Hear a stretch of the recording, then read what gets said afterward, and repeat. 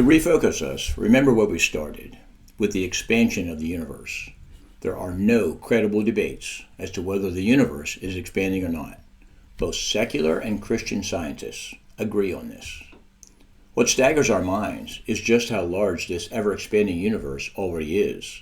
It is so big that the only way to keep the numbers manageable is to use light years as our measuring stick. The times and distances shown in the next number of slides are borrowed from Dr. John MacArthur, Grace to You Ministries. For this example, I'll use the best number we have for the speed of light today, 186,000 miles per second. Assume that your alarm clock went off at 6 a.m. today and you release a beam of light. When you get out of bed at, say, 6:08 a.m., the light beam has reached the sun. Not too bad, right?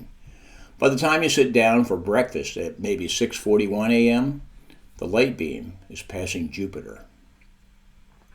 As we are approaching our lunchtime, roughly 11:15, our light beam is passing by Pluto. 5 days from now, when you are leaving work, the light beam is just about to exit our solar system. Now we lose track of our project and finally remember to check on the progress of our light beam 4 years from now. We find it is about to reach Proxima Centauri, the next closest star to us after the sun. 7 years later, our light beam has just 20 stars in its rearview mirror. That would be just 20 of several 100 billion stars in the universe. It is now nearing the constellation Sagittarius and heading for the center of the Milky Way, our galaxy. It must travel another 32,000 years before it will reach the center of our galaxy. That's at a 6 trillion miles per year pace. And then it still has another 50,000 years to get to the other side of the Milky Way. And when it does, it will leave behind about 100 billion stars. But wait, it has another 80,000 years of travel at 186,000 miles per second to reach the next closest galaxy, the Magellanic Clouds. We are now more than 160,000 years into the future, and our light beam still has 1.8 million years of empty space before it reaches the end of the Andromeda Galaxy, which is close enough to the Earth to be seen with the naked eye. It will take our light beam another 20 billion years of travel at 186,000 miles per second just to reach the edge of the known universe.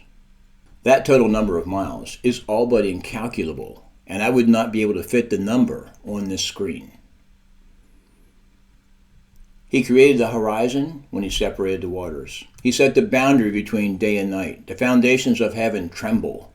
They shudder at his rebuke. By his power the sea grew calm. By his skill he crushed the great sea monster. His spirit made the heavens beautiful, and his power pierced the gliding serpent. These are just the beginning of all that he does, merely a whisper of his power. Who then can comprehend the thunder of his power?